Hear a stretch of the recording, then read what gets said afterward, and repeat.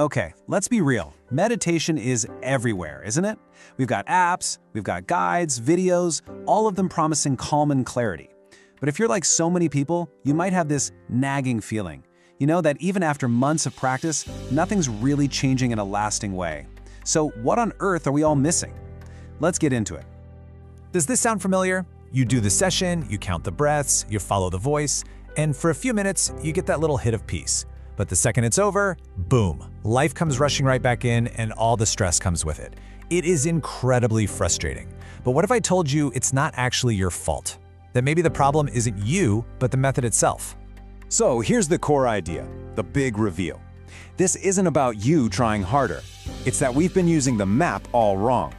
It's like we've been given this amazing tool, guided meditation, and we've completely mistaken the tool for the entire journey. And that leads us right into the first huge hurdle, something we can call the doing trap.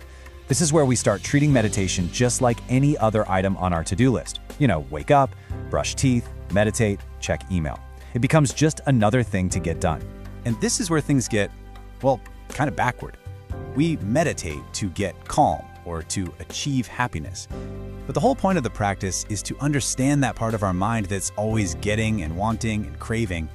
So when our meditation becomes just another thing to want, another goal to achieve, we accidentally end up strengthening the very habit we're trying to break.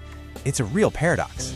You see, this whole trap is built on a really deep misunderstanding, a confusion that's right at the heart of how we even talk about mindfulness. It turns out we're often using one word for two completely, totally different things. So, on one side, you've got mindfulness as a technique. This is the body scans, the breath counting, the stuff most of the apps teach you.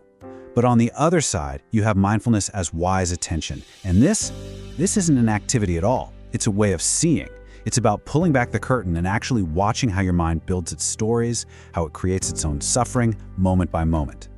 And that tiny sounding shift from doing to seeing, well, that's everything. And that quote, it just nails it. We think progress is all about the hours we log on the cushion, but it's not. It's about the quality of that time. Those aha moments of real insight are what actually rewire our minds. There's a great little story that illustrates this perfectly. So picture this. Imagine a monk who practices mechanically for 50 long years, just going through the motions, day in, day out, on autopilot. Now imagine someone else who, for a single day, is guided to one profound moment of correct perception, one moment of truly seeing how their mind works. That one day of genuine insight could be way more transformative than decades of robotic practice. It's about seeing correctly, not just sitting for a long time. So why is the calm we get from these guided sessions so fleeting? Why doesn't it stick? There's a perfect metaphor for what's going on here.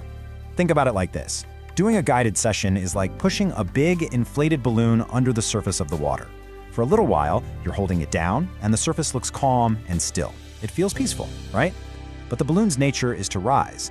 The second you release that pressure, the second the session ends and your boss emails you, that balloon shoots right back up to the surface with a huge splash. The real work isn't in holding the balloon out. It's in understanding why it wants to rise in the first place. Okay, so if the old method is basically just holding a balloon underwater, what do we do instead? How do we actually make that shift from doing to seeing? Well, here's a simple, really practical way to start. First up, when you sit down, just notice what you're hoping to get out of it.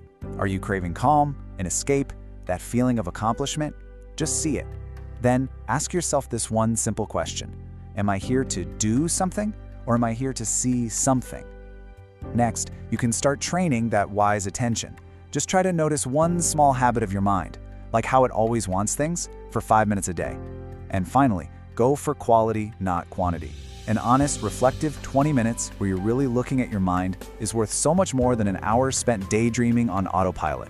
Now, just to be super clear, this doesn't mean you have to throw out guided meditation entirely. Not at all. It can be an amazing tool, but think of it like a flashlight in a dark room. You want a guide who helps you point that beam at interesting corners of your own mind, not one who just takes you on a comfortable ride where you never have to look at anything.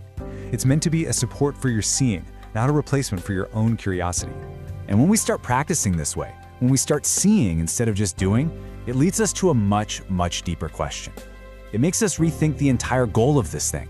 Maybe it isn't about self-improvement at all, at least not in the way we usually think about it. We can get a little bit of a spiritual ego about our routines. Saying, I meditate every day feels good, doesn't it?